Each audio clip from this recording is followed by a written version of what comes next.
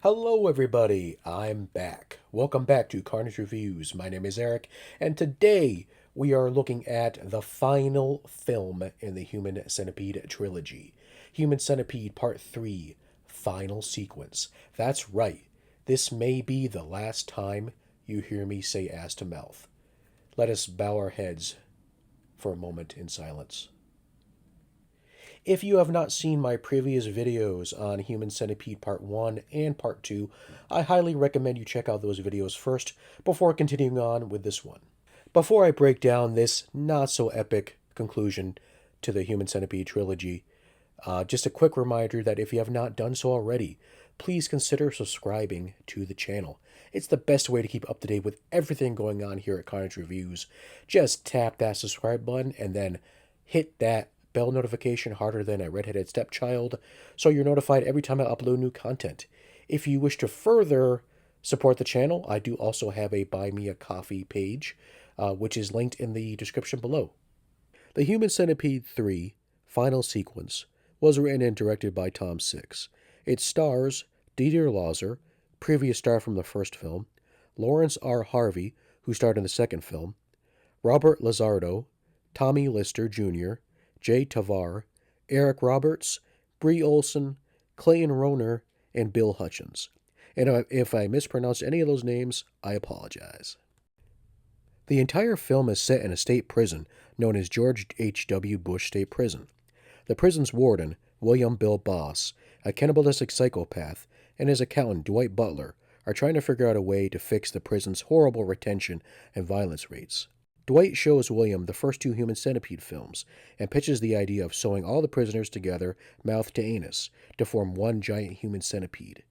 The warden is at first skeptical of the idea, but a visit from the genius behind the films himself, Tom Six, changes his mind and the construction of one of the largest human centipedes begins.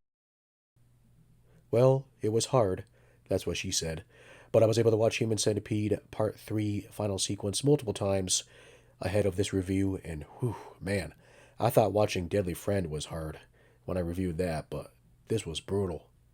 So for my first viewing of the movie, I had to split it up. I just got back from my vacation, and I decided, you know what, let's just get out of the way, let's watch the movie. So I popped it in.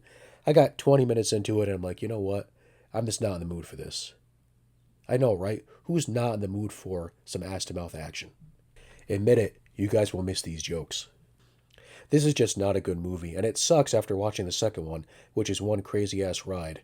I feel like Part 3 just tries too hard, and I feel like its biggest mistake is the change in tone. Now I know, a movie about someone's mouth being sewed to another person's asshole ain't exactly the Shawshank Redemption. The Human Centipede films were never meant to be taken seriously. The first two films definitely have their comical moments, but for the most part, both those films played it straight. Part 3, however, takes a very radical direction, and it comes off as more of like an episode of South Park or a movie that Trauma would make. Now, there's nothing wrong with either Trauma or South Park. However, in this case, it just doesn't work here. The humor is not funny, and the parts of the film where it tries to be controversial or shocking just comes off as being idiotic and stupid. Now, I like shocking and controversial films. I also like dark humor. I think as a society, we need to look at ourselves and sometimes laugh at ourselves too. However, the Human Centipede Part 3 Final Sequence is neither funny, controversial, or shocking. It's just boring. Like the previous two films, we don't really get to the centipede action until near the climax. But here, unlike Part 2, where the reveal was shocking and disturbing at times, this just is boring. It just is like there's no build up to it. It's just like, oh, here's a giant human centipede. Enjoy it. Now, there was one scene in the movie that I found amusing. There's a scene where the warden is going over the procedure with the inmates over an intercom, and he's actually saying word for word dialogue from the first movie, but he's having trouble pronouncing some of the words, and I just found that amusing. The spectacular operation only once. We start with injections into the lip. Ligament patellae. Ligamenta patellae. Bowser and Harvey, who played the villains in Part 1 and 2, are sadly disappointing in this film. Harvey's not left with much to do in the movie, and Lazar just screams and yells, and it's very annoying. Zombie God! Nobody insults me like that. I think I do understand what Tom Six was going for with this film. However, I just wish he kept the tone somewhat similar to the first two films, where there's like a hint of comedy, but it also is playing it straight. I think that would have came off a lot better than this film did. I'm not really a fan of comedy that's like where it's like, oh, look how funny this is. I don't really like dark humor that has to like bang you over the head with it. I like it more subtle. You know, it's interesting how the looks of the movies changed too.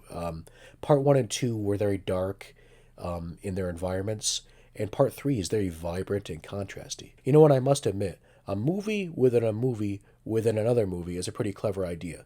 With how ridiculous and over the top the characters act in part three compared to how they do in part one and two, it makes me wonder if Tom Six is saying, so with the Human Centipede universe, part one and two are fiction, and part three is the real world. So I'm wondering if Tom Six is saying that anything that happens in his films compared to what happens in the real world is not as messed up. Because clearly, the real world, at least in the Human Centipede universe, is very fucked up compared to what is actually happening in the fiction films. I want you to watch these. Oh, I've seen those. They're really good. So, is Human Centipede Part 3 final sequence worth your time? So, these reviews are just my opinion. And honestly, if someone wants to see a movie, they should just see it. It doesn't matter what other people say about it. Just go ahead and see it for yourself. Because everybody has different likes, everybody has different opinions, and at the end of the day, the world will be boring if everybody shared the same viewpoint.